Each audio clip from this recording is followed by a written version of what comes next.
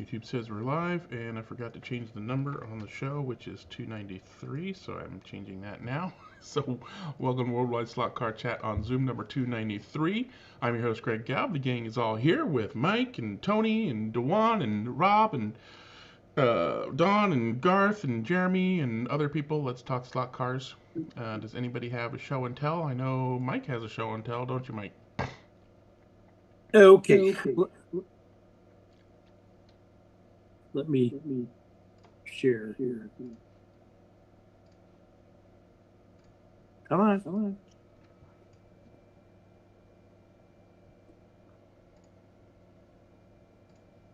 There we go. That is my latest purchase. It's a Fly Ferrari 250 GTO. And that's the side view on it. It's got such amazing detail, I can't believe it. Except on the driver. If you look, what's that? Except on the driver. Got a huge echo. Oh yeah, the echo is all over the place. I don't know what's going on. I'm gonna check some settings on my side, but go ahead, keep going. If you look at the driver's actually got the cloth covering that 60s driver had over the Nomex over their face. That's what that is, which is kind of cool. If you look, the turn signal parking light things are like the size of a pinhead, and they're clear plastic, and the fog lights are clear plastic in there too, and I don't think you can see it here, but Ferraris of that era had sort of turnbuckle things that would hold the hood down. They were spring-loaded pieces that are on the top. They're tiny. I mean, like I don't know. If you go up real close, I can't make it any closer. But if you look at the rear of the hood there, you can see they're on both sides, and they're like impossibly tiny. And they're there. And if you look at the exhaust pipes, you can see that they're replicating the dual sort of heatsink action with the exhaust pipes. It's just amazing.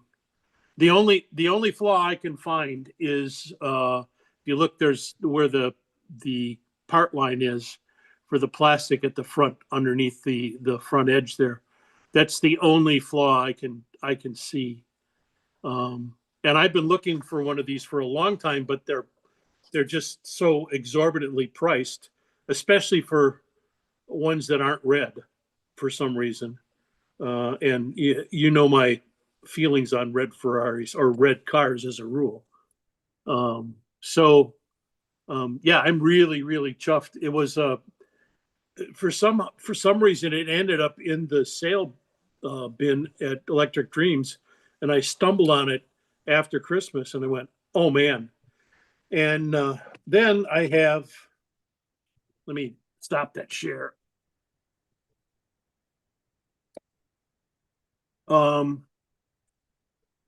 This is a new member of my LMPs. I've been looking for this one too, and that came in the same bunch. It's a kit of a Porsche 919, the last winning car at Le Mans for Porsche. So that one I got to put together yet. It's incredibly light body and pieced together. I got to glue some pieces. There's a really tiny screw if you look. And of course, there's only one in because the other one disappeared. The floor monster grabbed it, and that was it. So it's got an interesting chassis.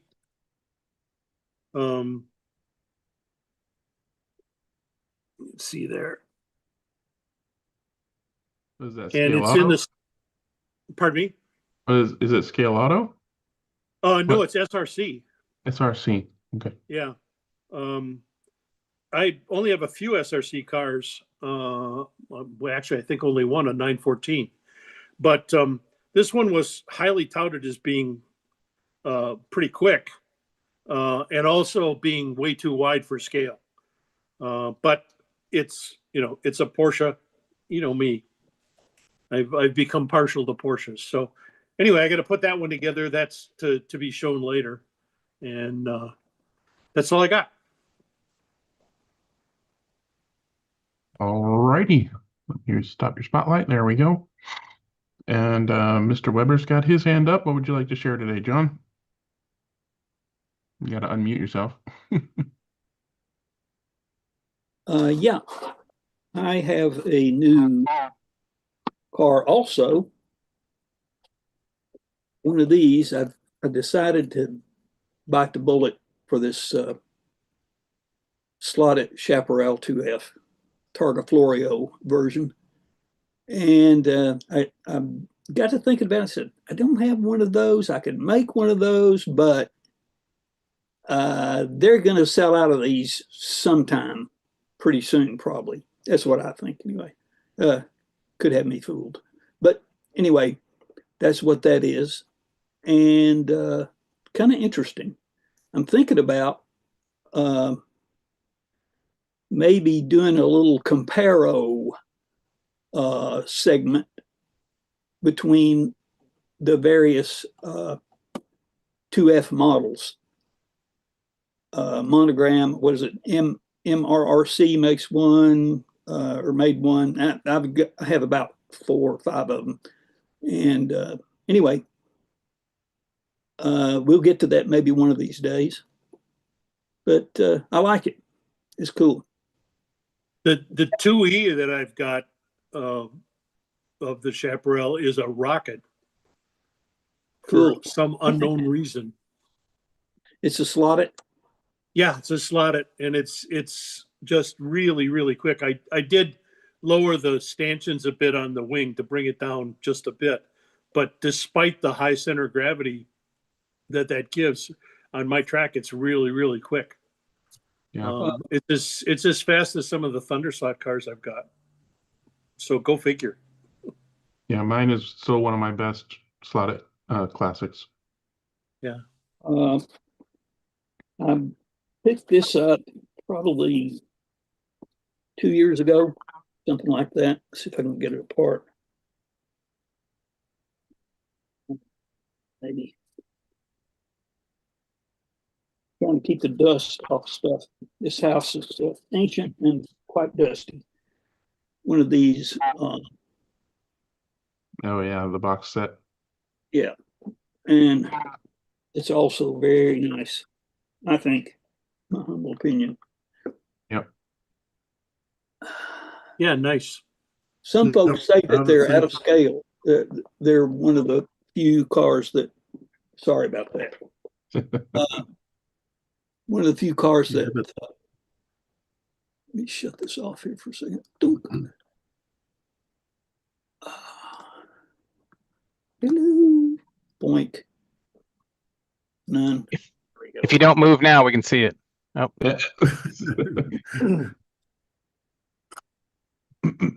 And Yep. it came, the same set. I love it. these came with black wings and white wings. I think the black wings are smaller. They were probably under scale, or maybe they're scale and the rest of it's over scale. I don't know, but the detail in these is really, really good too. Really good. And I think mine were actually dark blue instead of black. Yeah. They could be. They look black from here, but what do I know? Oh, anyway. Yep. Nice set. Good. That's all I have today. Thank you very much. All righty. Thank you, sir. Go ahead, Jim. I got a variety of stuff today. We got a new track in Northern California, not mine, but I went over here last week, and this is about 20, 30 minutes from my house, just outside of Sacramento, and it's tight. It is definitely going to be a driver's track, and he's going to start racing probably early summer. He's not quite ready to get going yet, but you can also see in the background there's an oval. So Bob Scott came up last week and put both of these tracks into his garage. And there's a third track on the left, which is a Carrera plastic track, which is going to be going away. But you can see how tight this is, and then the squiggly, no rhythm, whatever whatsoever, but pretty cool to run on the S's through the middle. And so it's going to be a pretty cool track. And interestingly enough, all of the tracks that we run on in Northern California that are 4 lanes or larger have 24 scale spacing. And for whatever, obviously the commercial tracks, but the home tracks that we run on, all 3 of them have 24 scale spacing. And this one does not. So we're going to be, not only is it the tightest track, but it's also going to be the narrowest because it's normal 30-second spacing. So it's going to be a challenge to run on this, especially with Formula One cars. I ran a couple of cars around it. It's got good bite right out of the gate. Once he gets going, I think we'll have a lot of fun racing on this track. So another track for Northern California. Nice. Just real quick, I got these in the mail yesterday. And if you've seen these are the tire pucks to align your Hootie tire truer and just, butt it up against it. And it sets the diameter. I haven't played with them yet, but a friend of mine's got them and says they're right on the money. I think he said he used the 18.5, and when he trued the tires, when he put them on the calipers, they were 18.55. So it's right on the money. So a new product coming out. How does that work? Could you I'm trying to understand. This slips on. These are individual pucks. You just pull those out of the holder, and you slide them on your Hootie truer, butt them up against the drum, and then set your end, whatever you call it, okay, gotcha. Yeah. Okay, gotcha. Okay, Stop. there we go. Okay. And then obviously take these off, true your tires, and you're ready to go. Okay, got it. This set, and I don't know what this is for. It must be for something else. Not sure, but I've not encountered anything that big in slot car racing. So somebody obviously has. So he has a couple different diameters. And then I did get a new car this week, but I don't know how it got in here because it's not a slot car, but it's sort of the same scale. It's 28 scale. So we've started racing mini Zs here in Sacramento. So I won't go on about that because it's not slot car related, but it's something new. It's a new track, and they've only had just a few races. And that's why I wasn't here last Wednesday, is because they race Wednesday nights at 5. But we had 29 people there, and it's like the 3rd or 4th race they've had. So it's growing huge. And not only we had 29, 60 of those were novices. So I don't know what to say. We're not getting that in slot cars. We're not getting that growth. So maybe we'll get some crossover from this to that or vice versa and see where it goes. But it's a lot of fun. Nice. What was the scale of those? 28 scale. 28 scale. So they're just a little bit bigger than 32nd scale slot cars. And they are, they're detailed. They're hard bodies, so they look like real cars. They don't have interiors because the chassis takes that up. But it's just a different thing. I don't want to go on it because it's not slot cars. But anyway, that's it. All right. Thank you, sir. And I'm going to do mine real quick, and then we'll get to Garth.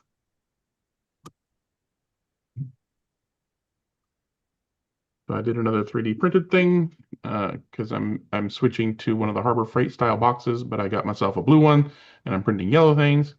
And I decided that the provided parts organizer trays weren't suitable for all of my stuff. I'm using one of them for half of my stuff, but decided that I wanted something more bespoke for my other stuff.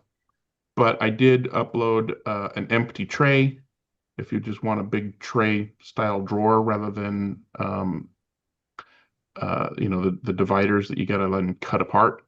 I also provided a solid version of that if you want to pop that into your CAD modeler like Tinkercad and then cut out the sockets for your specific set of tools.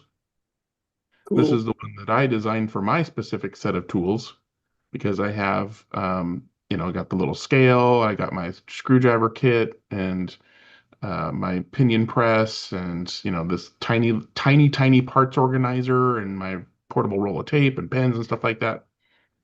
So this works real well for that. Obviously, if you have the exact same stuff as me, you can print that same one. But otherwise, use the solid one to do your own bespoke organizer tray for your oddly shaped things.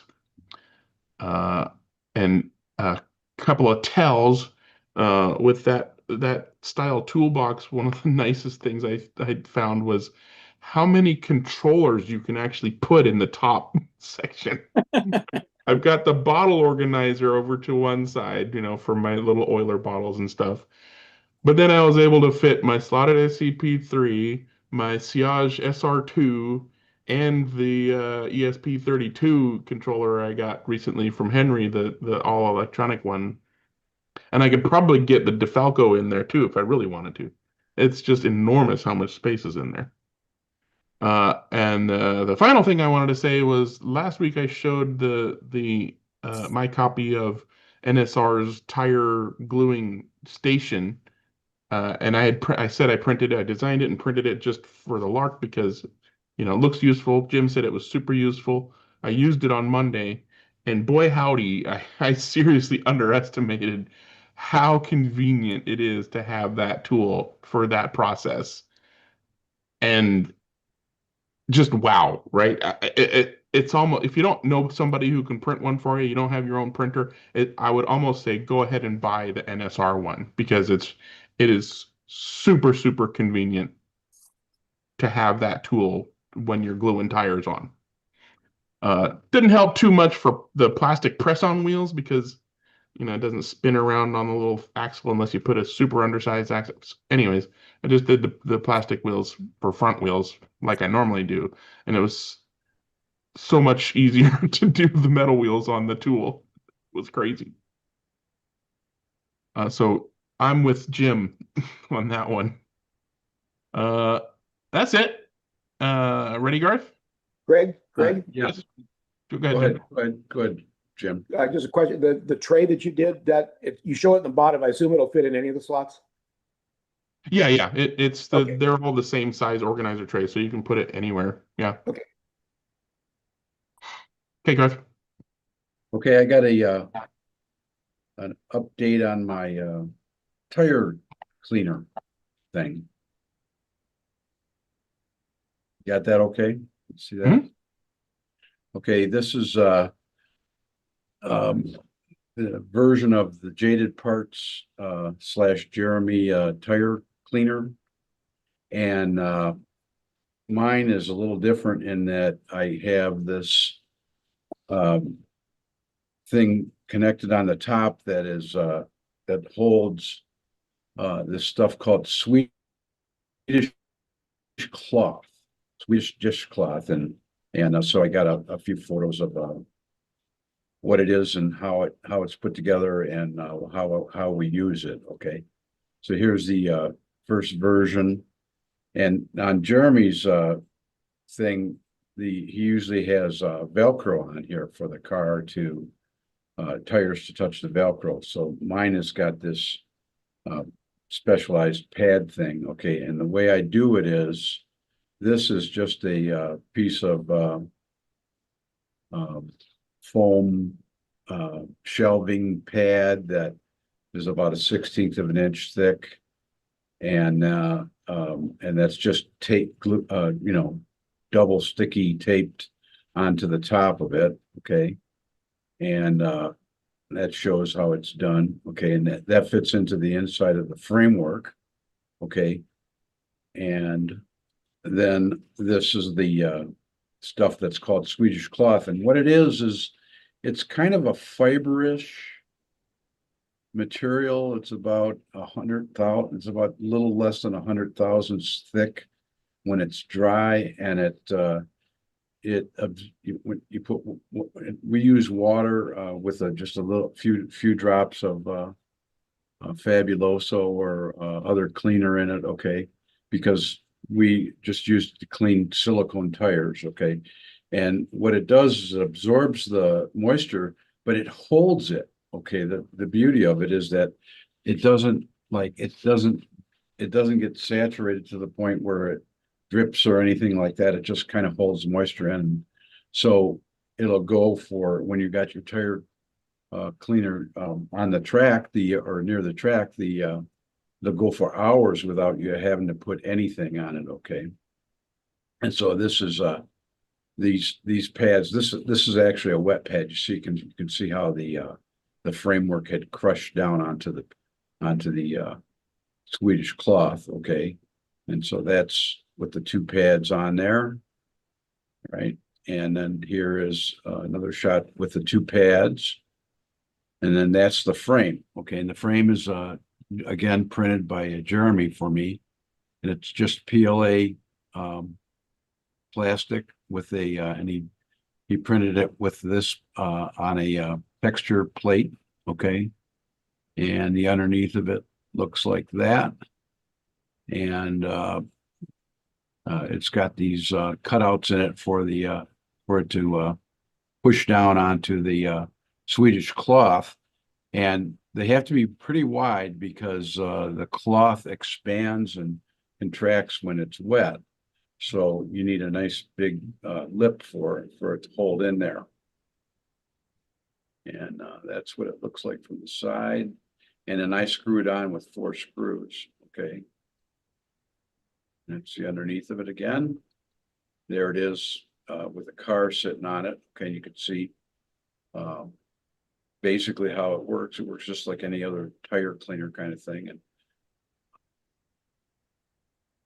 it's screwed down. That's another shot of it. And then this is the first version of that we put on the track. And what I decided to do, we used to have these, my track has 2 driver's positions with seated positions over here. If you look here, you can see over here, you can see the chairs that are there. And we used to have on each side of the chairs, we have a little table and we would have these tire cleaners there, but it worked really good for the right side position because the right side driver would be putting his car with his right arm onto the table, but on the other driver's position to the left, that was difficult because if you're a right-handed guy, you got to grab the car and then reach across your body to get to the tire cleaner. So I wanted to try to put the tire cleaners on the track some way, but I couldn't go any farther out than this. Like this is the edge of the track right here. And you need this on my track. We have a very limited amount of space that you can walk back and forth here. So if I had stuck them out here in any way, we'd be smacking our knees into them and stuff. So I tried, this is my first version, was I built this little tower thing. And I didn't like this very much because you couldn't quite, from the seated positions, you couldn't reach it very well. You could reach it, but not as well as I would have liked it to be. Okay, so that was version 1 of the tower thing. And then the next one this is version 2. And this one, we torture tested it yesterday in our Tuesday slot cart thing, and it worked beautifully. Okay, so it's just the same basic setup underneath here and with a different top to it. Okay, and it just cantilevers out over just shy of the edge of the track. So it just worked really great because you just drive your car up to the front edge, pick it up, set it on, clean the tire, put it down and go. Okay. And like I said, we torture tested it, me and my buddy Joe, and both of us really, really like it. Okay. And so it worked out pretty good. That's a couple of shots of it. Okay. And Garth, yeah, the electrical connections or the electricity for this tire cleaner, are those connected to the connections for the track? no, The rails on the track? no, it's the way the tire cleaner works is it's got and Jeremy can elaborate on it, but it's got 2 lithium 3.7 volt batteries in it. Okay, and if I can find a photo, here's a good photo. Here's the charger port. Yeah. Okay, and it's a USB charger port. Okay, and the beauty of this thing, John, is that it holds a charge like nobody's business. I mean, I never charged the damn thing. I can't figure out how long it holds a charge. I mean, it's you know, every once in a while, every month or so, I decide, well, maybe I should charge it. Because it just really, really great in regards to the whole beauty of it is you don't have to like take it apart to put batteries out of it or anything. It's just, you charge it and you go. This is a good shot of how this Swedish cloth works, okay? And we use like a little 2.5 ounce bottle of water, okay? And I noticed that Rob is on here from Ann Arbor, and on his track, he's got signs that say that you can't use any liquids or anything, okay? And so this kind of solves that problem, okay, for us in silicone, because we got a 2.5 ounce thing of water that has 10 drops of fluid in it. So it's virtually almost all water, okay? We just put the water on the Swedish cloth, and the cloth kind of puffs up a little bit, and you don't have to do anything for hours, okay? You don't have to, you're not going over there and putting water on it or anything. It just, because the cloth absorbs the water and it holds it, okay? And for non-silicone things, you would probably want to do something different for the tire cleaner, like use Velcro or some other scrubbing type thing. But for the silicone tired cars, this works beautiful for me. And all it took was a little bit of 3D printing and some cutouts of the Swedish cloth stuff. Okay, so that's another shot of it looking down. You can see how it overhangs onto the track, and so. But anyways, it would be easy. It'd be easy to put some decals or something like that on the sides and make it look like a building almost. But it's actually a functional apparatus on your track. Yeah, I guess you could, and maybe even like a timer on the underneath of it or something. And that was a concern, okay, because I thought, oh, gee whiz, I'm going to put these things on there and it's going to interfere with the sight lines and stuff. But you know what? It is like a zero issue for us, okay? It just, the ease of use, okay, of it is like, it's just really, really quite good. I mean, the first time we used it in this position and with it hanging over the track, it was just absolutely fabulous. So we liked it. So anyways, I thought I'd show that to everybody. So Garth, you could make that look like a restaurant, put tables and chairs out on that little patio area there. Yeah, like those things that go over the top of the interstates and stuff. Yeah, like the support there, you could make that into an outdoor patio and put tables and chairs out there. Yeah, and here's the funny thing. This thing on the let me go backward in the pictures here, but on the first version, on the version that screwed down, see this? I had the tire cleaner itself on the lower plate, and it sticks out a little bit, and I had a screw that was holding it down, okay, on both sides, okay. And on the second version, okay, I don't have anything, okay. This is just sitting on this, this thing is like a T. If you look underneath there, actually, it's just a piece of plywood that I cut out of an old ceiling fan, okay, and then painted it. But it's not attached in any way, okay. It's just sitting on the top, and on the bottom of Jeremy's cleaners, he puts a nice foam pad on there, so it's sitting on a foam pad, and we just grab the car and put it on there, clean the tires, and go. And it hasn't been any kind of problem, as far as and it's not, if you look at it, it's cantilevered over, it's like, it isn't the greatest structure in the world, but still, it's pretty cool. Okay. It's pretty strong and it works really well. It's not something that you push your hand on or something like that, or, take so anyways, I thought I'd give everybody a shot of that. Neat. Hey, Garth, do you mind if I use that on my website for advertising? It's not the No. greatest structure, ever. I'm gonna use that. Thanks. No, but I mean, it's a kind of, seriously, it's sort of a warped interpretation of where you're supposed to use the thing, you know. I mean, most people who have slot tracks stand at their slot tracks and have like a place where they can put a tire cleaner or something like that. For us, it's a little different. We have just we're sitting in sitting positions, and our viewing angles are set up for a seated position and stuff.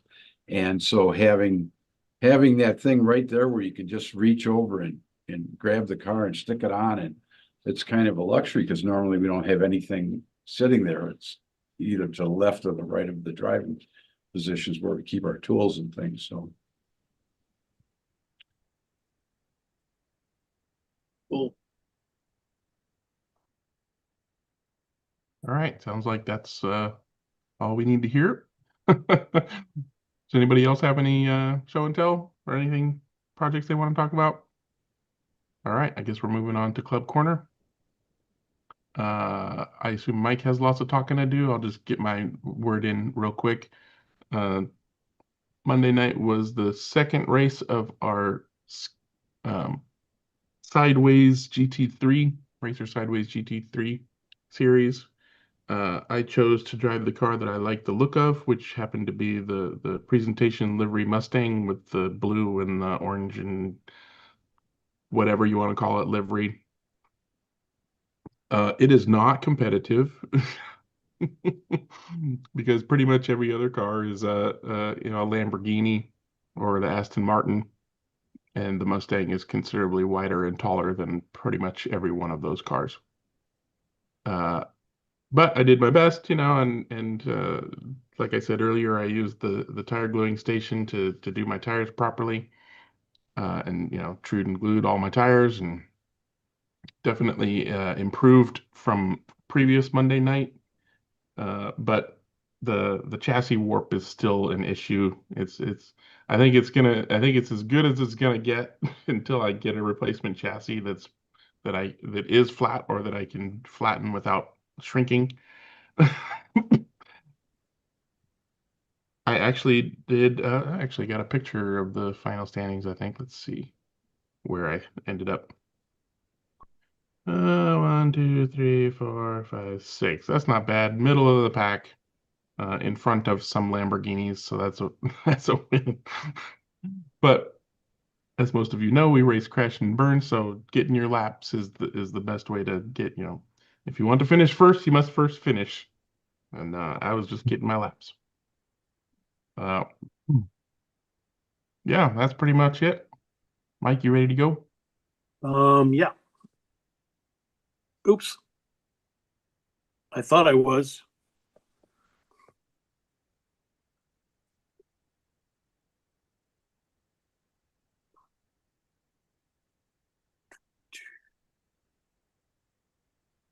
Let's see. 1, 2.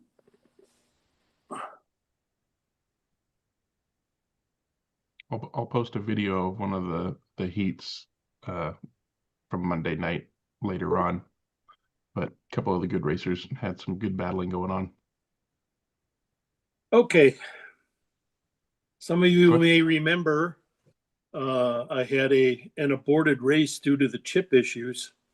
Well, we had that race.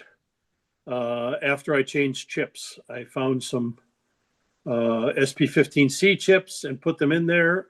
No problem at all. Everybody had a fine race and it worked out well. I won that one. It was a good race. I think I've got the results here. Yeah, I got 5 laps on him. Shaggy didn't have the best day, but he still beat Joel. In the second race, we had Can-Ams of all types. Notably, I changed I realized that I hadn't put a 1mm offset pod into the slotted McLaren M8D the orange one in the picture. And so I put that in there and it made it handle a lot better. Shiggy didn't have the best day as it was. He wasn't doing real well. But Joel took the race. It was, it's interesting. Temperature on my track seems to make a huge difference in the way the cars handle. And the minute you get 5 people, even in a 27 by 27 garage, the temperature goes up about 3 degrees. And when it hits 70, the tires start to get excessively sticky and it causes problems. So it's interesting. I'm going to have to figure out a way to either use different tires at higher temperatures or something. I don't know what it is. At any rate, the MRC slot car, or Mr.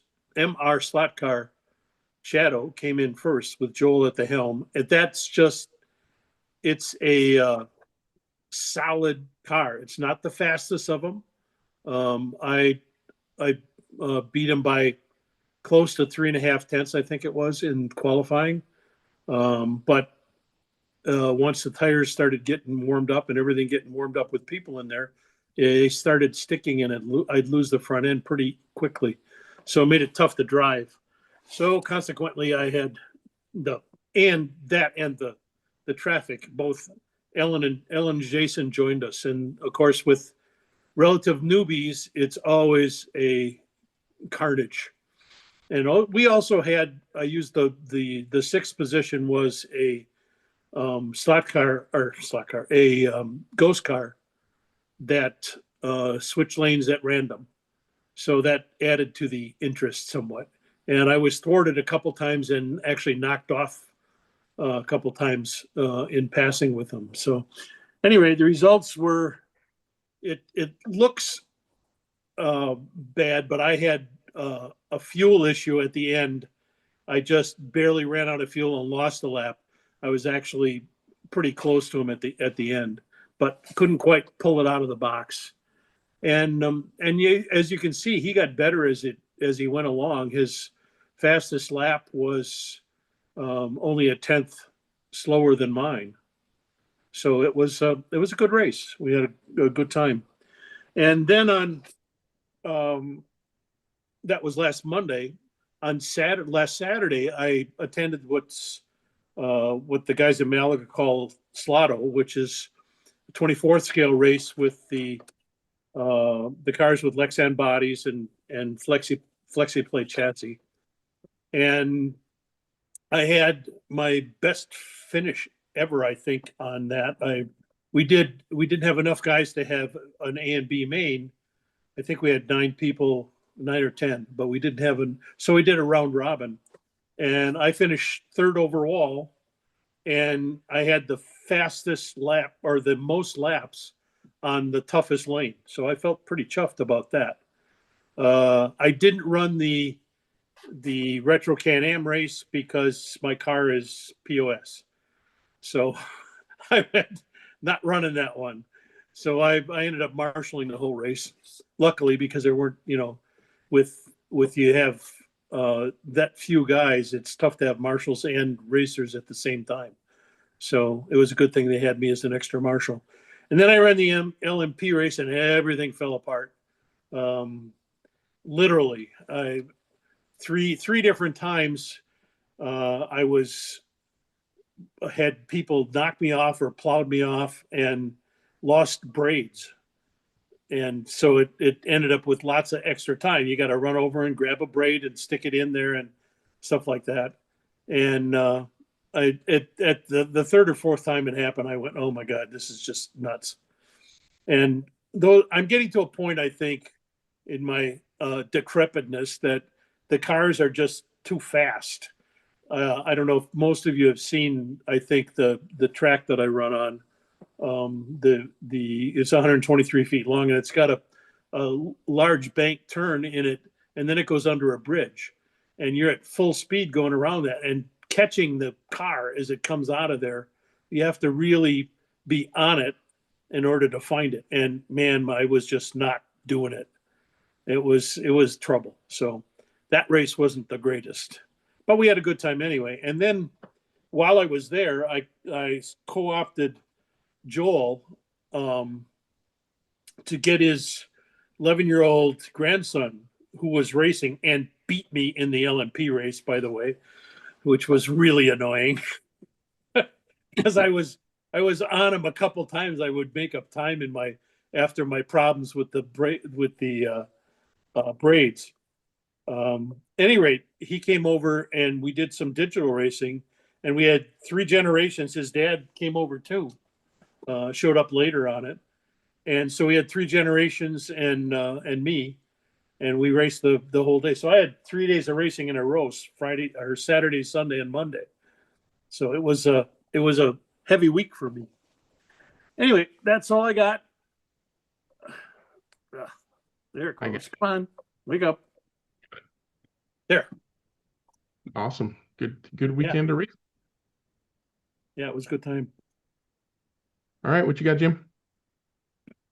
Well, with it, if you're ever in one of those modes where you just haven't had enough racing, so that's what I had last week, and it started last Wednesday, like I mentioned, with the RC racing on Wednesday, and then on Saturday we had a race at Grizzly Mountain, which is one of the most beautiful tracks that I've ever run on in 32nd scale. Lots of elevation change, snow on some portions of the track, not on the bottom, but on the top. And we ran the Sacramento group's classes, modern sports cars, which is anything post 2000 with a roof on it. Formula One, which is pretty much what we run everywhere else, NSR and Scale Auto. And classics, which was pretty much anything pre-2000 with or without a roof on it. So most of them were Le Mans classics. You could run Can-Am in that. In the modern sports cars, you could run hypercars, GT3 cars, Moslers, kind of run what you brung with closed cockpit. So I don't know what to say. I had the weekend that most people, just myself included, dream of. I had 3 wins and no offs all day. So as they say, who needs lane stickers? Well, they don't have them here anyway because the track is not. It's just 1, 2, 3, 4. But that's probably the best race I've ever had in my life. We had 8 people there, so it wasn't a huge crowd. But the fast guys from the race there locally were there. And I loaned a car to Larry for the Can-Am, and he finished second with that car. So my cars were just dialed all day long. And in theory, I had the slowest sports car because the other 2 classes are theoretically faster than the GT3, but I ran my GT3 Corvette, and it ran great. If that wasn't enough, we had an HO race on the next day. And this is Mitch Valder's Junewood Raceway, and you can see there's 3 6-lane HO freight tracks. There's a 4th behind this, which is almost finished. The green track will be going away because it belongs to somebody else. And his building is almost done. So when that's done, they'll be moving the green track out of there. But we ran on all. Well, I only raced one race because he started at 10 o'clock. The first race of the day was IROC, and I don't race freight cars anymore. I got rid of all my cars for whatever reason. I just decided not to run those anymore. But I went over there and I ran the IROC with these guys, and these are pretty much the best freight racers in Northern California. And I left at noon, went home, watched the 49er game, and which was good too. But I was able to get a second in the IROC race.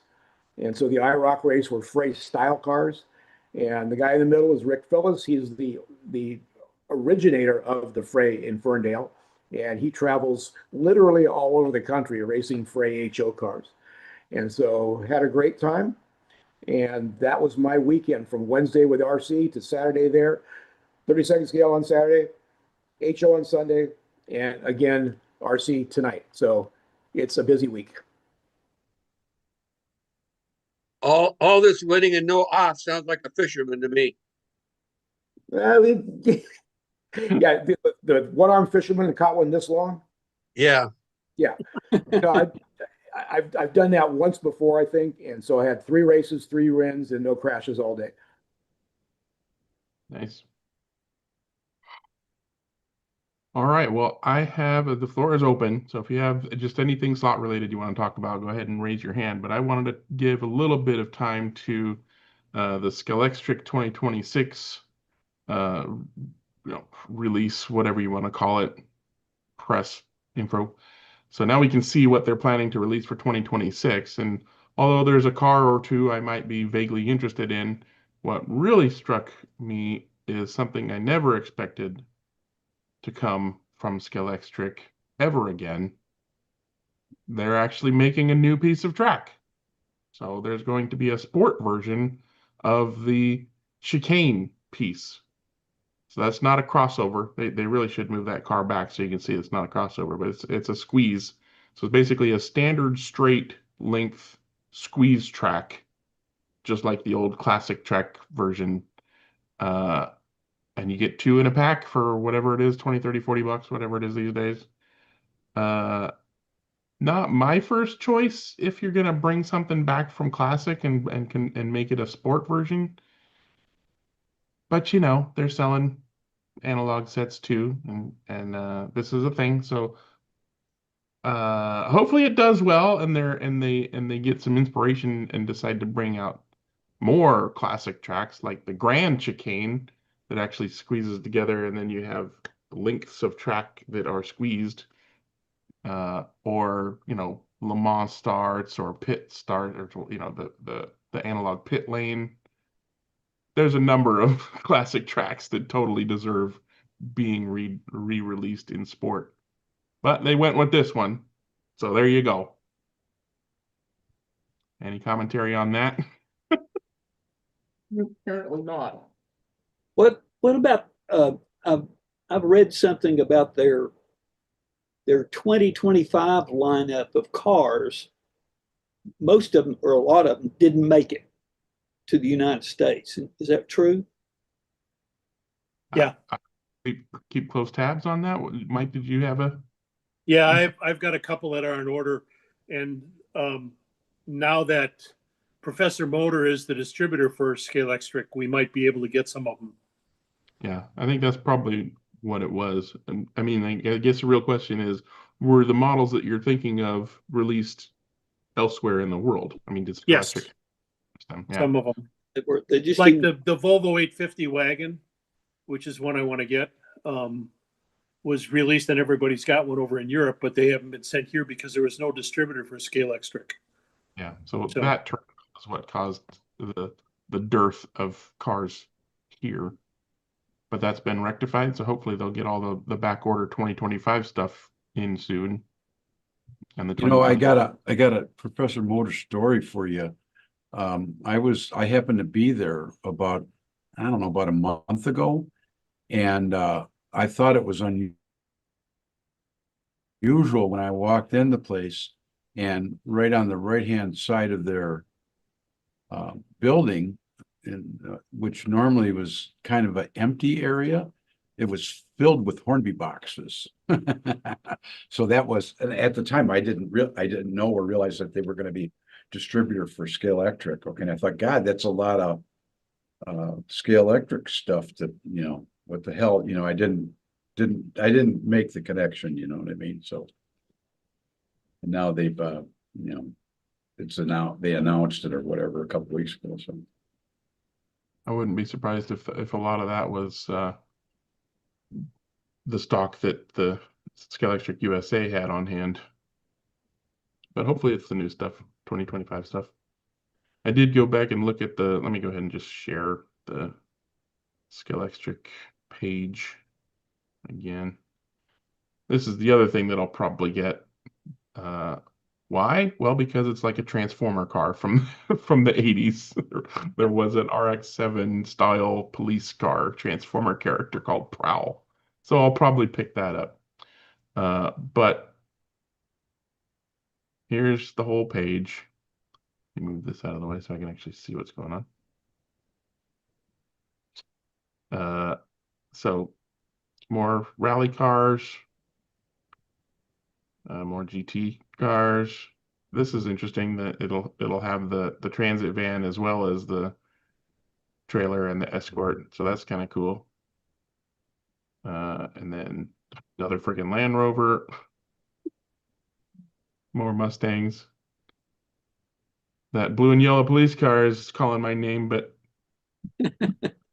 it's probably just another Neener car, so I don't need any more Neener cars. I get the RX-7 one. The Spectrum cars. There's the pursuit vehicle, and then they have like the patrol car, and yeah, I mean when I looked through it, I was like, meh. But is anybody else out there interested or excited by any of the cars on the Scalextric 2026 release? Yeah, there's a couple of them I'd be interested in, but not a lot. Yeah. You know, Release? I like their escorts, but they run so terribly that I'm not gonna spend any time with them. Yeah. Are there any Trans Am? Well, I can't tell.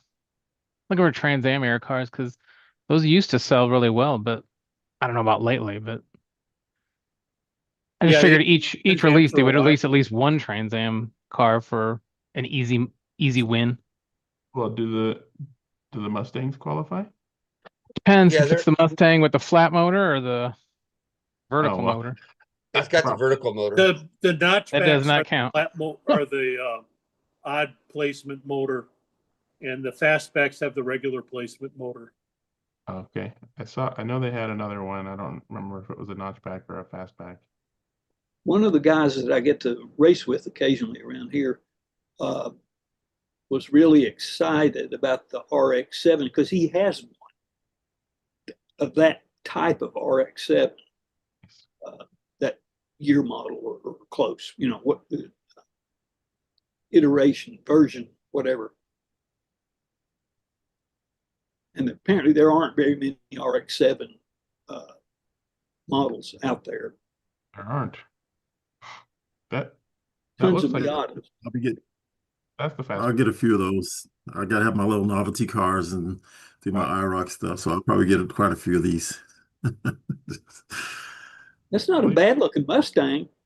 Isn't that Except for the fast? tub No, on the that's a bottom. good car. That's an Yeah. exception too.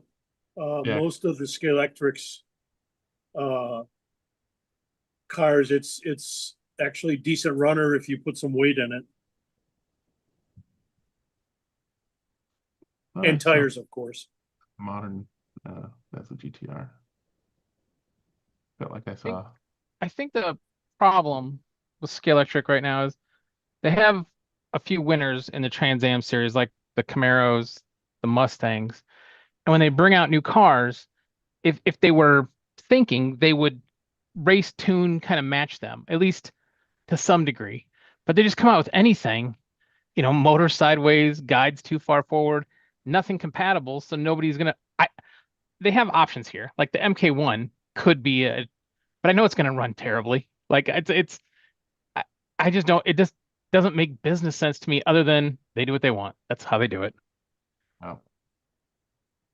Yeah, like Carrera, it's mostly the toy side of I things that know. they're in. Yeah. But like Slotted, they're Slotted classics. They're all very similar, even though some are better than the rest. But they're not Right. wildly all of a sudden angle winders and just wacky stuff. But oh well. Several years ago, they switched to friggin' inline for all their cars, for most of Yep. their, pretty much every car series that had been popular were sidewinders, and then they said, okay, well, we're doing inline now, and everybody was like, what the? Yeah, bad business move. Well, the only problem is that their inline ones actually run fairly well They did. compared to their sidewinders. Their sidewinders don't, because there's so much flimsiness in the rear carrier that it's really difficult to make them run right. But the inlines seem to run a lot better. You put the weight in the center and get a little bit of decent tire on them. They're quite okay. I mean, there But, were several improvements, like the half pan interior, so you can fit the inline in there. Gives more room for chips and things, and and the standardized ribs on the wheels, so you can use slotted tires and stuff rather than having to get special. A variety of things, but switching everything to inline, I don't think was their best choice. It's pretty goofy, it sounds like. I like their Formula One cars. I Yeah. understand they're not competitive with NSRs and whatever, but they do a pretty good job of making them look good anyway. True. That Yeah. Brabham that was on that page you were looking at, the orange one. Is it Gunston? What? Gunston. Gunston, yeah. Yeah. It's nice looking model. And it goes Yeah, around the the track. Polycar makes one of those, the same one, I think. I didn't look at it closely, but and I love those cars. Those particularly style cars in Polycar are just wonderful to run. I gotta And get not very fragile either, considering they're fairly well detailed. The one advantage, I don't know for sure, though, if the Scalextric ones are digital doored or not. Is that the one you're talking about, John? Yes. Yeah, Yeah. that's it. Yeah, that does look nice. Of course, that's a render. Okay. But there will be a ginormous guide right there. Yeah, as long as they put it on the somewhere near the front axle and not behind it someplace. Yes. Yes, Or that yeah. would be unfortunate. Ah. Yeah, I think there was another open wheeler. Oh, yeah, that Nissan Skyline? ETCC car they have on there is a The R34. I'm not sure. No, it's not that one. It's maybe that latest blah blah. Oh, okay, scroll further down, maybe next page. It was one of the video game cars from Toka. What was that? Toka 1999 or something like that. It was a video game, one of the best driving video games around at the time. And the white one, yeah, the white one was in that game. No, the Primera. Yeah, Primera, which was, I think, same as a dang. Oh well.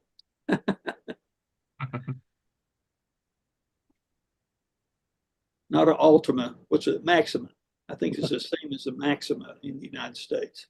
It's real similar. All right, looks like that topic has been tapped out. I've got something I noted on my SRC kit, something I've never seen before. If you look at this wheel, let's see if okay, you can see the splits in it. It's a two-piece front wheel made out of plastic. You can see the Interesting. three spokes. Yeah, I've never seen that before. And it seems to be fairly round. And the rear wheels are also plastic with a set screw. Let's see if I can. Huh. Yeah. It's not anodized? I've never seen it before. What's that? It's not anodized? No, this is not. Well, actually, I should look. Come to think of it. Let me scratch and sniff here. With the right you're right. They're anodized. They are anodized. Sorry about that. But yeah. As John told us, with the right kind of plastic, you can tap it. But for some reason, I'm feeling that's probably. Yeah. I didn't think about that. They're anodized fully, all both sides, and a lot of times they're they're painted, but these are fully anodized apparently. Also, it comes with different rear ends pieces for the mounting for the offset on it. And they're marked in the center, and they go, let me see, from 0.65 to 0.10110, 0.065 to 0.110. So there's lots of choices on the offset on it. And that goes onto the pod? Yeah, if you're familiar with the sideways ones, the older, like the Group 5 sideways, where it fits, here, I'll show you it fits into the back of this pod assembly at the rear, right there. Yeah. And then it's screwed down. Yeah. That's the same style. So you can change the offset of the pod without replacing the entire pod. So that's kind of interesting. It also comes with all the hardware and springs and stuff like that for it.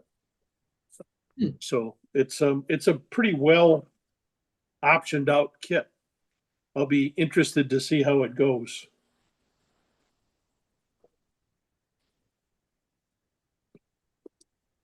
Cool. What other kits did they make? Do you know? Well, they don't make very many cars. I know they make a couple of rally cars. Do they make a competitor for the Porsche? Not that I know of. And I love the Porsche. The Porsche is a really nice car. I've got the regular version rather than the Chrono version. But they're sporadic. They've got a Capri, if I remember correctly. And what else was it? Lancia, I think. The Lancia 037, I think, is a rally car of theirs. And they had some a Renault Formula One car.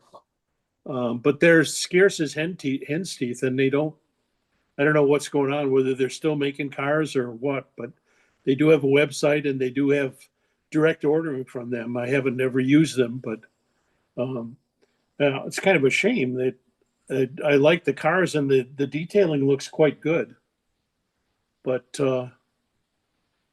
they don't seem to be around. Was it manufactured in Spain? Do you know? Can you tell? Yeah, Okay. It is a Spanish company.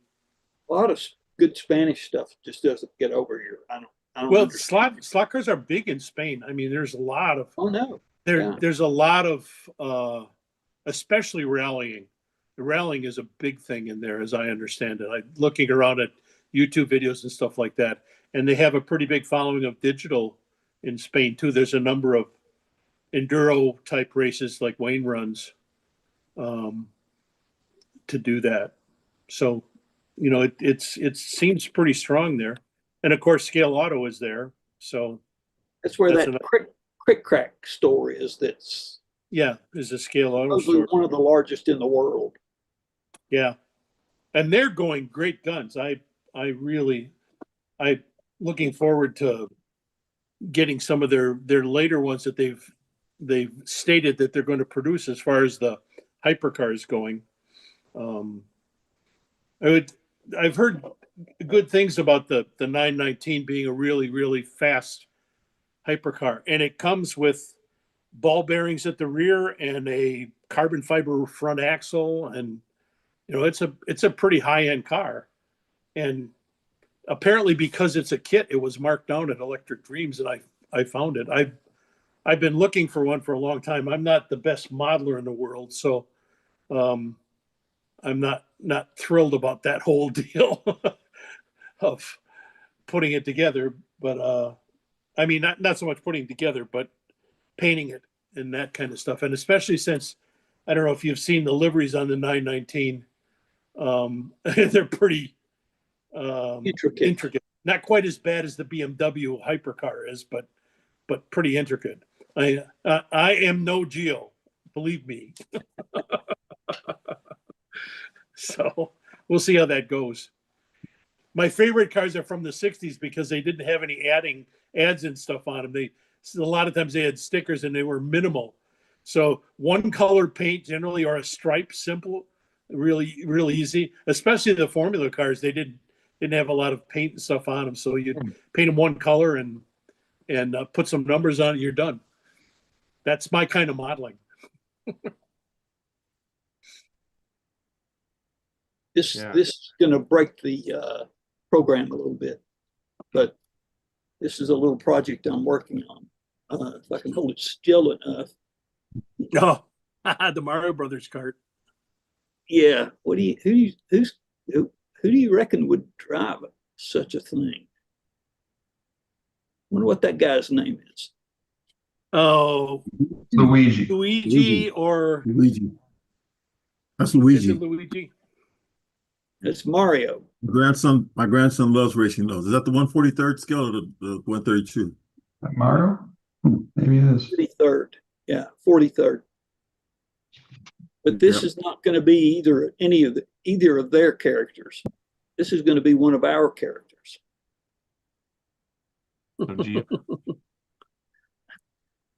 Oh, it's Geo. Not finished yet. With the G on the hood, that's for Geo. Everybody knows. Or Greg. Going with Geo. It's got to have some LEDs on blue it, and though. yellow. Yeah, it was blue and yellow. I missed that. What'd you say, Mike?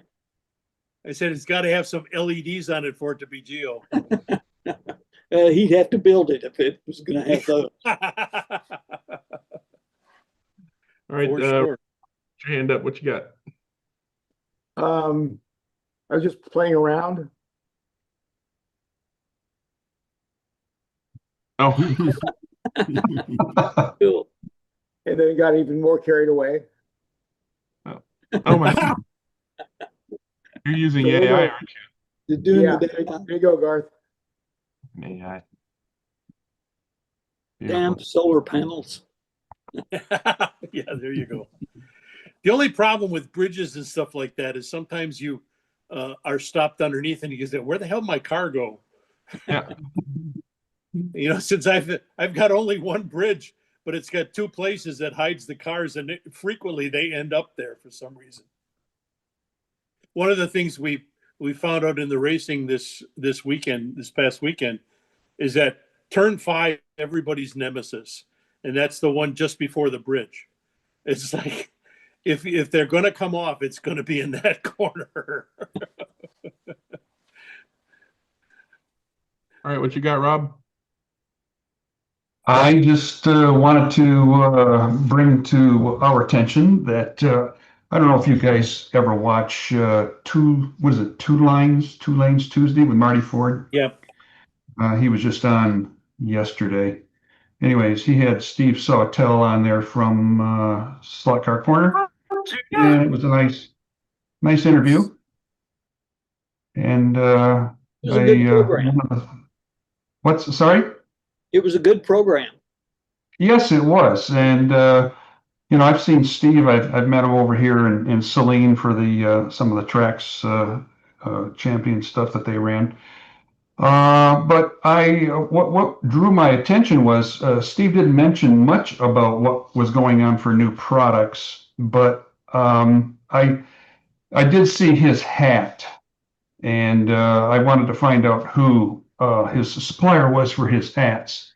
They were nice looking hats, and I wear hats, and I was just wondering where he got them from. So I also mentioned another piece of information to him that he responded on, and that piece of information was the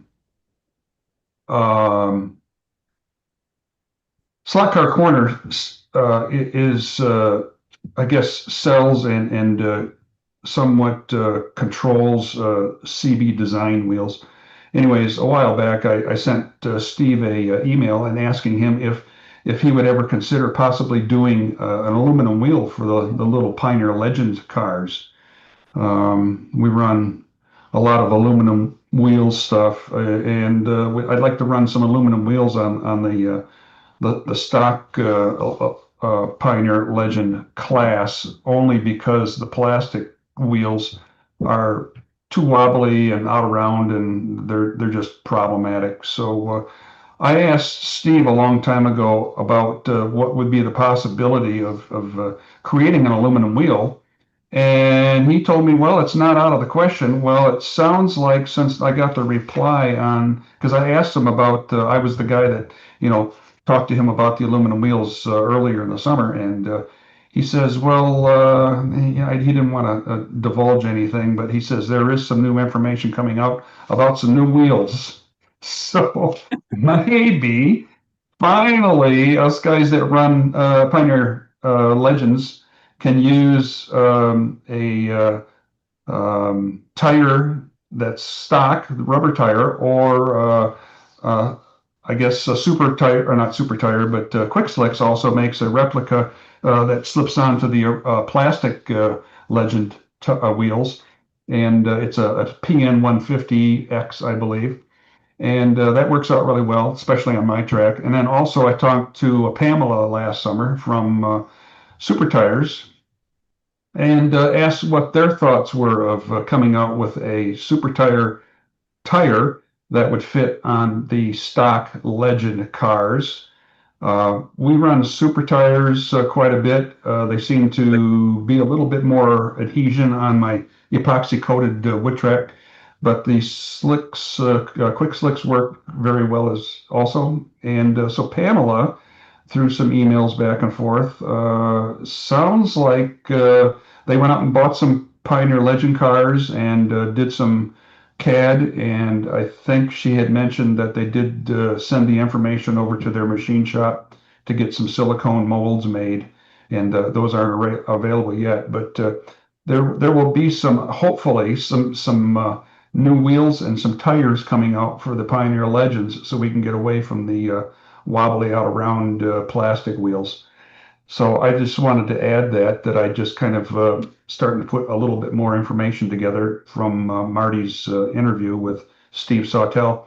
And I just thought if you're interested in Pioneer Legends that you might like to hear about it. And then on another note, I run race coordinator on my track, only because I'm too cheap to go out and buy anything else at this point. So I was wondering, I know Jeremy runs it and a few others on the chat, but does anyone know if race coordinator, if you can print out on a printer without going through a lot of contortion to print out race results and have them on a hard copy sheet?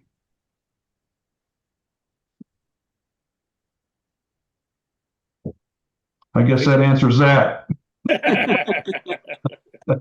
Nobody knows. Crickets. Nobody knows. Okay, I'll keep digging into it. I've been in contact with the author for Race Coordinator, and he's helpful.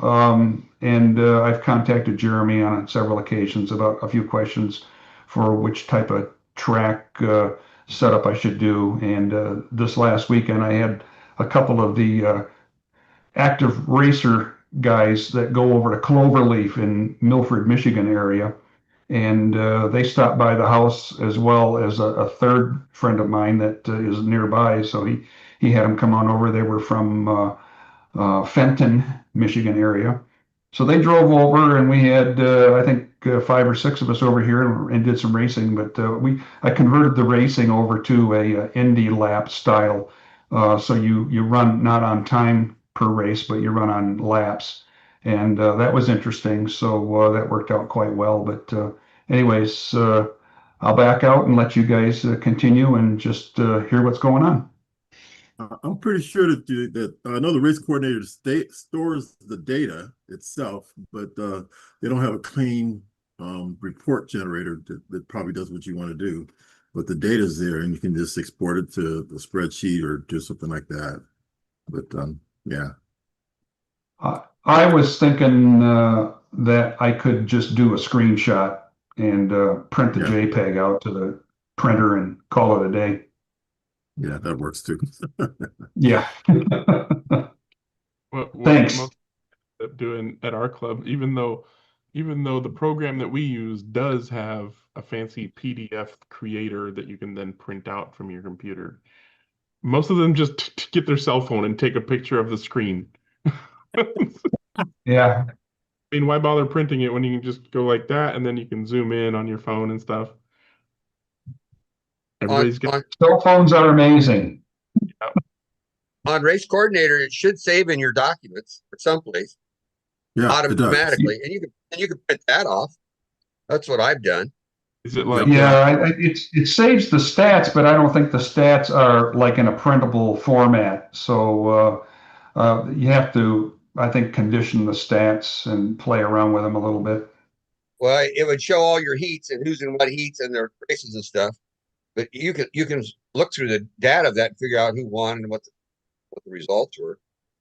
Yeah, the race results I can just bring up in a separate window, but I wanted to figure out. One of the guys that was over here from Cloverleaf asked me if there was a way, because I think he runs Race Coordinator and he's trying to figure it out too. But there was no way that I could figure out easily. Just do a printout of a PDF or anything like a text file. So I kind of figured if I needed to do that, I told him I could just go ahead and do what is it, a snippet screenshot and just take a picture of the screenshot or do a screen print or whatever else they have available through Windows. But anyway, that's one of the other questions I wanted to check on before we concluded today. Thanks.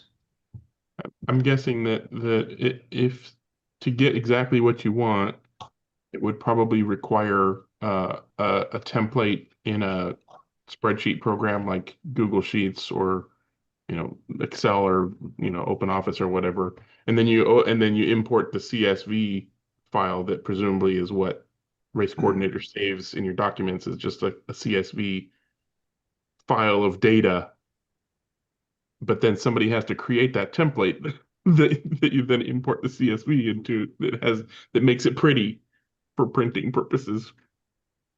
Jeremy, I think Jeremy's fiddled around a little bit doing that because I'm pretty sure he runs Race Coordinator, but it's not a big issue. It was just a curiosity thing. yeah, he's doing something more important apparently, or doesn't want to volunteer himself.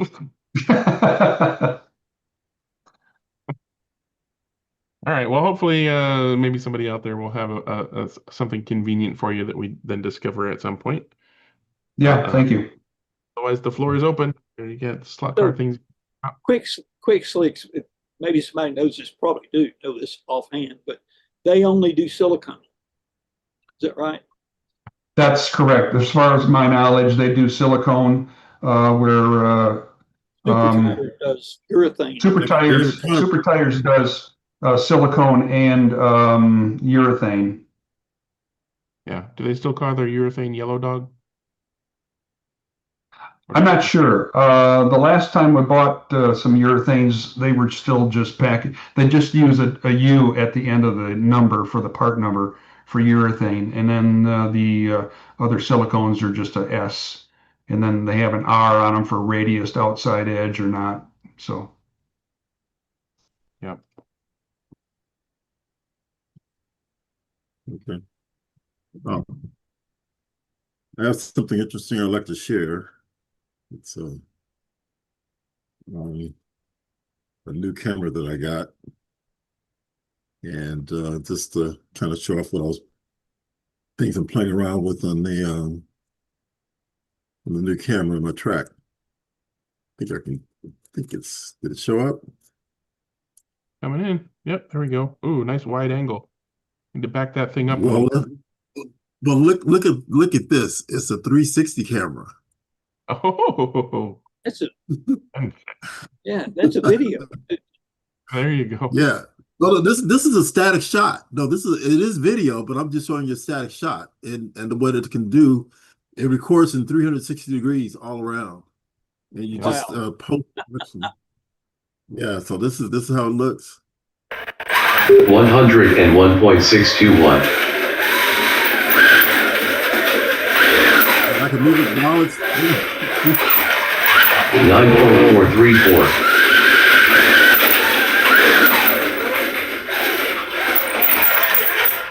so anyway, I thought it was kind of cool. Fun. Like I said, I thought it was kind of cool. I'm planning on doing exploiting a lot of things with that.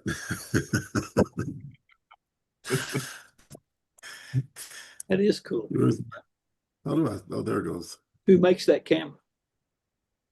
It's a Osmos 360 DJI. Yeah, 360 cameras have been out for a few years, so there's a number of Yeah, manufacturers. they've been out. Yeah, but I'm a DJI ecosystem. So when they came up with theirs, I decided to, because the mics match up with it and all the other stuff. So that's why I did that. But the Insta360 has been the most popular one. Yeah. Yep. Okay. Good.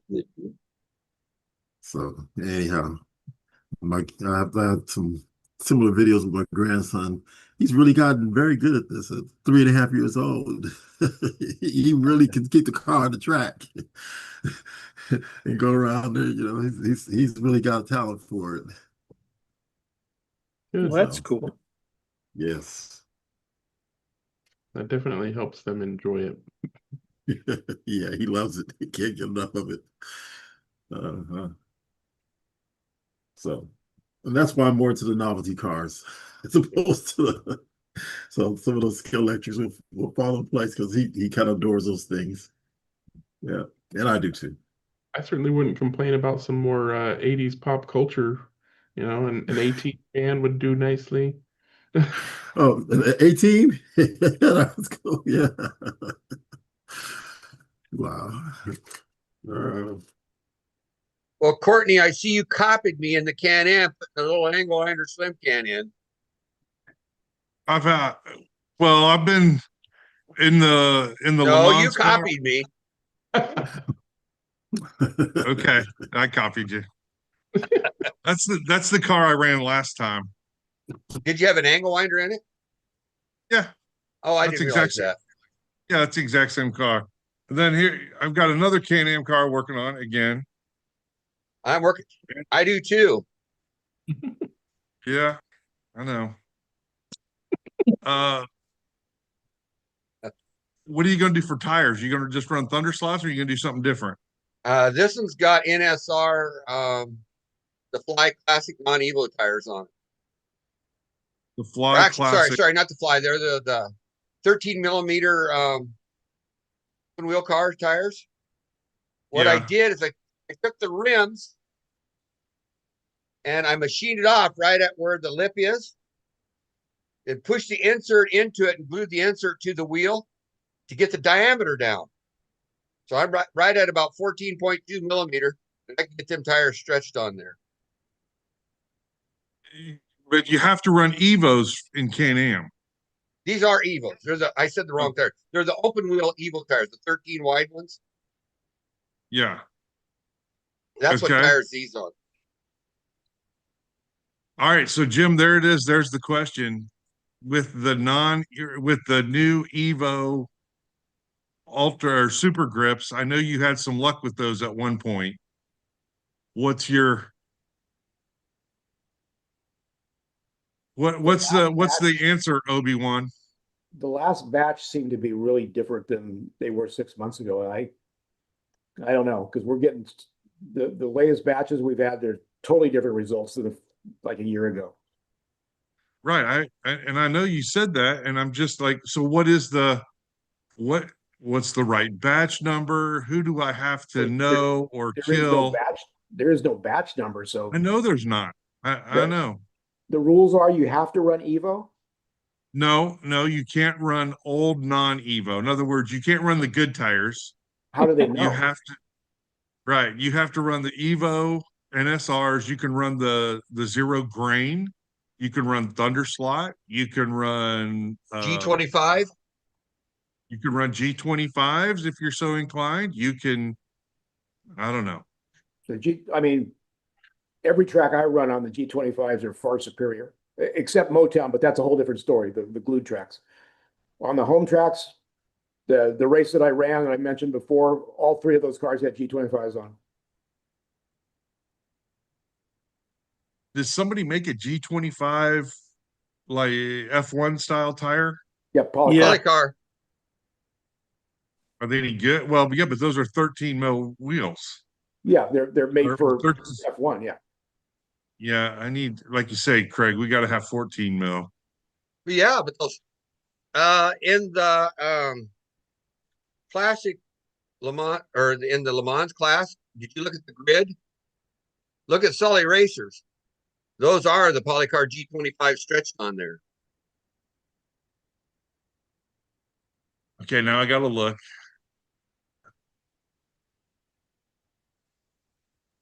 Why wouldn't you just run regular G25s instead of stretched G25s? He wants the width. They're a wider tire. Okay, yeah, okay. Yeah, I want the width. Craig knows. Craig knows the deal. He's playing the game. Don't hate the player. Yeah, Hate we the don't game. run the wide tires on. I mean, on our tracks, the wide tires are not as fast as the 10 millimeter wide. Yeah, but in the proxies, they seem to be the better tire for the most part as they traveled all the different tracks. Yeah. Obviously, I can't address that because I don't do that. But when we ran the proxy out here, the cars that we run normally in GT3 were just as fast as the fastest cars in the proxy, and we don't have Lexan interiors or anything like that. So on our tracks, they do hook up, but that doesn't mean a whole lot for the proxy. It's just that one track. Craig, whose car am I looking at? Sully Racer. I don't remember what page it's on.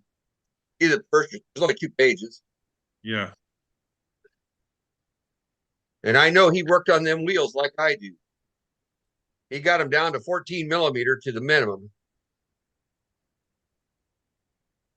14 millimeters, the minimum wheel diameter. Yes. What are standard NSRs? They're like 14.3, aren't they? 14.4? 15.85. Yeah, But that's the 15. rib, but that's the actual wheel itself. To the top of the ribs, 15.85. But is your rule that is it the rib 14 millimeter or the It's actually the wheels 14 millimeter. wheel itself? Yes. But NSRs aren't 15.8 the wheel itself. Aren't they like 14.4? No, they're about 15. Okay. If you take a Thunder Slot 10 wide rim, they're 14.85. They're a little smaller. Okay. But the insert is right at 14. So I took the flange off that stuck out and glued the insert to the wheel. So the insert is now the wheel, part of the wheel, to get that smaller diameter. So whose car am I looking at? Sully Racer. What color is it? It should be yellow with a green stripe, I think. I got it.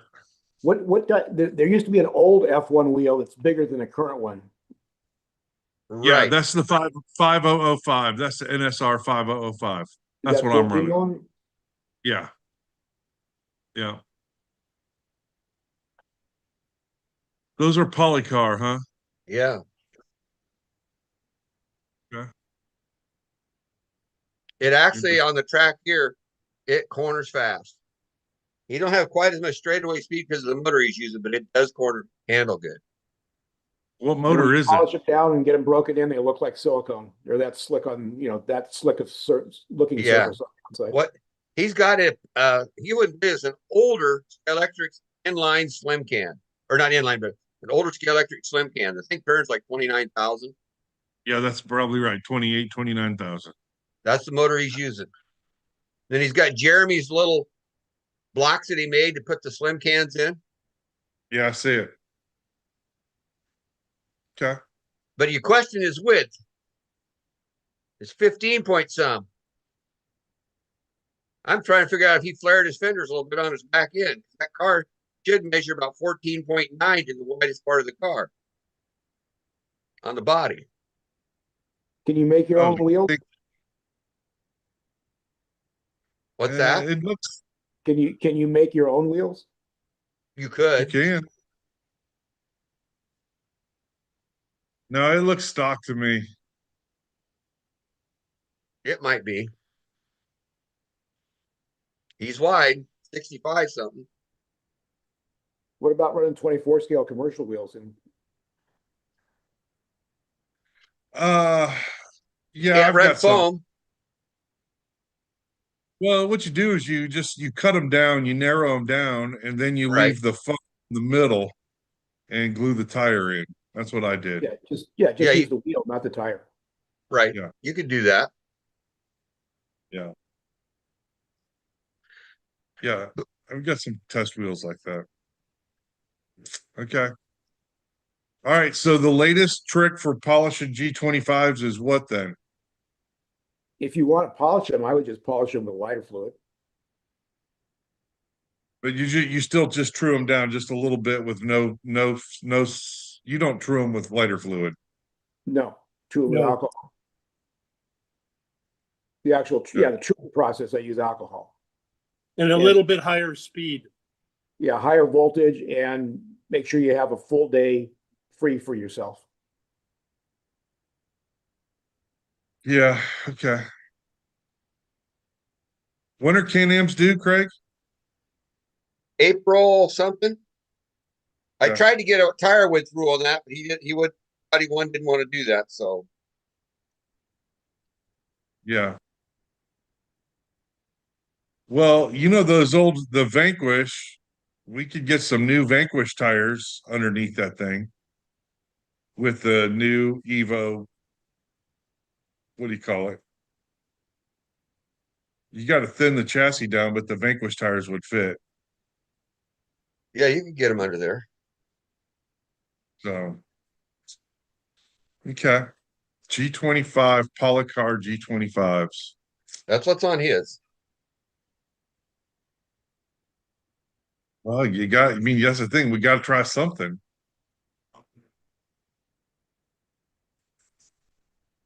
I wonder how they're going to fit on a 14 mil wheel. They fit.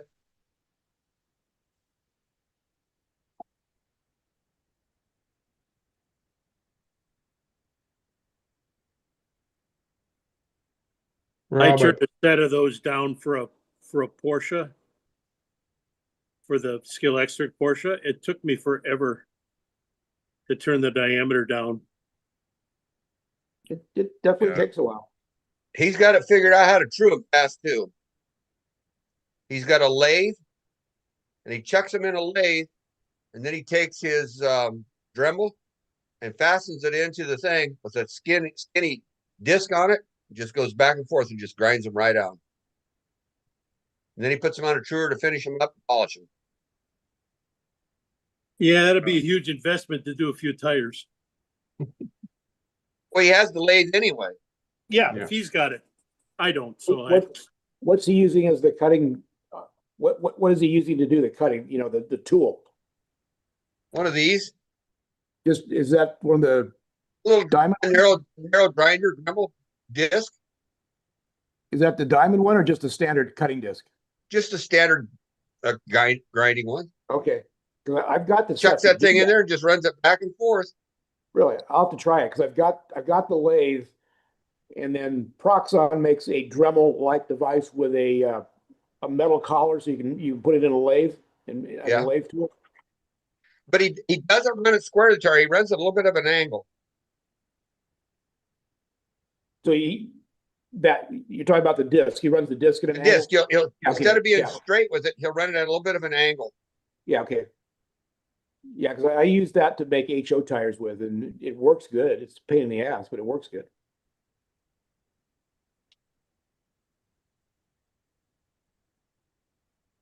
Rob, I put a note in the chat there. One of the people on YouTube said that the CB Design CBD 40400 classic steel wheels, 15.8 by 7 millimeter work on the stock Pioneer Legend tires. I'm not sure if that's exactly what you were looking for, but he's trying to help. I have tried the CB Design 15 by 7? Is that what you said? 15.8 by 7. Okay, I've tried some of those. The problem is the center rib on the CB wheels is like about 6 millimeters, where the groove in the Legend tires and the groove on the Legend wheels are only around 3 millimeter. So when you try to put the tire over the top of that fat groove, it distorts the tire real bad. Maybe that 15.8 by 7 version has a thinner rib. I'll take a look. Thank you. CBD 0400. Okay. It sounds like what he's doing with the Dremel and the lathe is he's cutting them fast enough so they don't heat up. Yeah, and it's such a narrow strip. You see, it ain't like it's a whole wide drum. Yeah. Tire up once. Yeah, that's what he Yeah, does. the common, to me, the common misconception is people do G25s and they ball up and gum up and they want to go slower. And when you go faster, they cut quicker and they don't allow it to heat up as fast. Right. Same is true with Thunder slot tires. Yeah.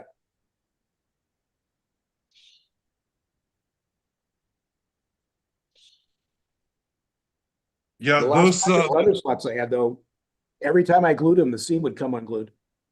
Really, I never had that. Never had. I had like 10 tires in a row, out of two different batches or two different boxes of tires. And every one of them, when I put super glue on them, and I used different super glue, and so I tried to eliminate all the variables, and the seam in the tire split. Never had that. Before the glue could dry, the seam was starting to split. I put them on 16.5 wheels, and I've never had seam split. Yeah, I had a batch that it seemed like the whole batch did that, and I couldn't figure it out. What number were they? The 4s, 2s, 5s? I don't remember right offhand. But they're good tires. They're really good.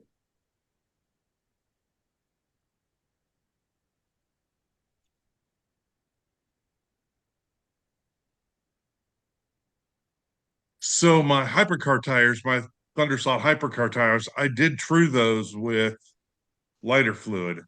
I'm wondering if that has something to do with why they're shredded up. Could be. What size motor you got on your hypercar?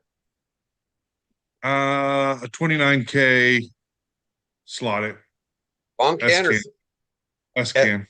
S? Yeah. Yeah, I wouldn't think that's not over torquing them. No. There's something's afoot there with those things. But a lot of people are having troubles in that proxy with tires. Right. That's it. There's a bunch of different tires and there's a bunch of Let's see. So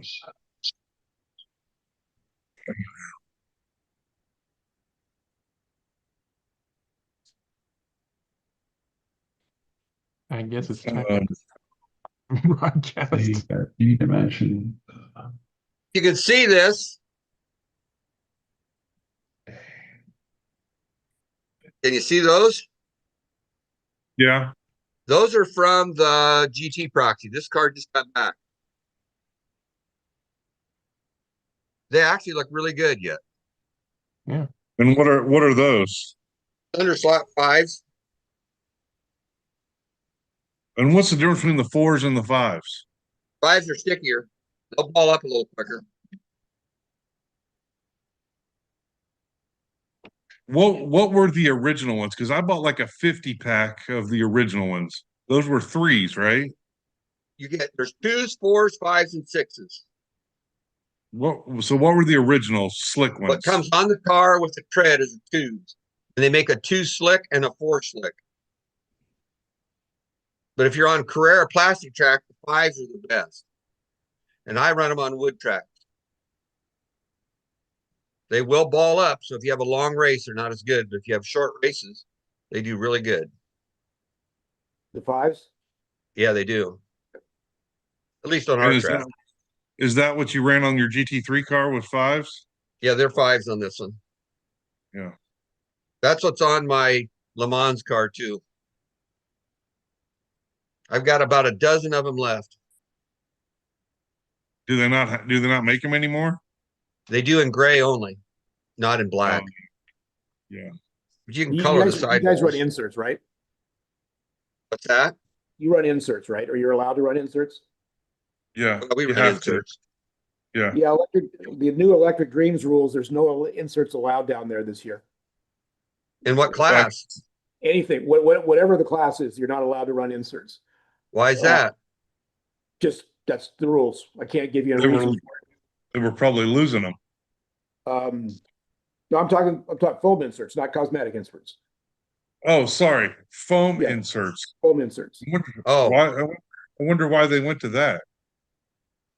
The only reason I can think of is it is one less step that you have to do. And he's trying to make it simpler. Whether I agree with that or not, that's the only reason I can think of. My question would be, somebody down there that I race with asked me what would I do? And my answer is run the Thunderslot 3 rib wheels. What I've done with a few of them is if I want a wider rim, get these Professor Motor O-rings and glue that in the center between the two rims, exactly in the middle. That won't go for tech. He deems insert basically as anything in that cavity. How can he see it if the tire's glued on? Depends on the race. He may, in a big race, he'll take the tires apart. You know, if you're on the podium at the Slotted Nationals, he will tear the tire apart. Okay, then you want to run Thunderslot wheels. Well, at that race you can't, but that's another that's issue. true. Yeah. So I'm not sure. He may be requiring that you run wheels with lightning holes so he can look into them and see if there's anything in there. Or it may be a gentleman's agreement that if you do it, you're cheating. So I don't know, but I guess my question again is I thought maybe the answer would be the Thunderslot wheels because they do have the center rib. They're okay, but when you use real wide tires, they're a little narrower rim. They're 9.85 or 9.8. So I just don't know what the answer to tell him is. That's the only thing I could think of other than just running standard wheels and dealing with it. But yeah.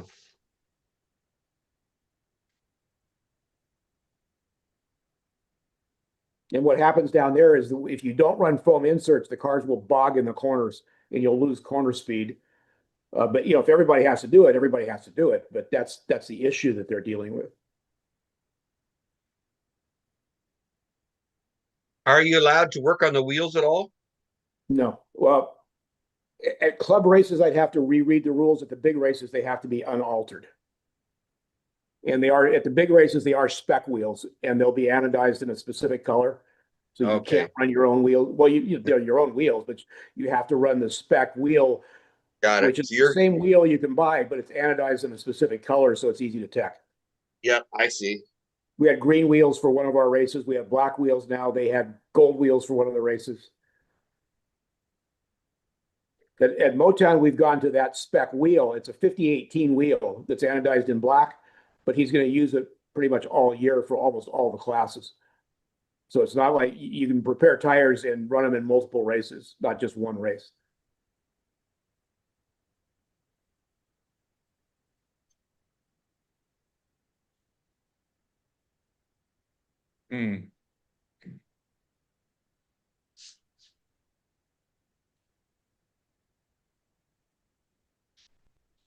All right, I think I'm going to go ahead and stop the live broadcast so you guys can be more chill.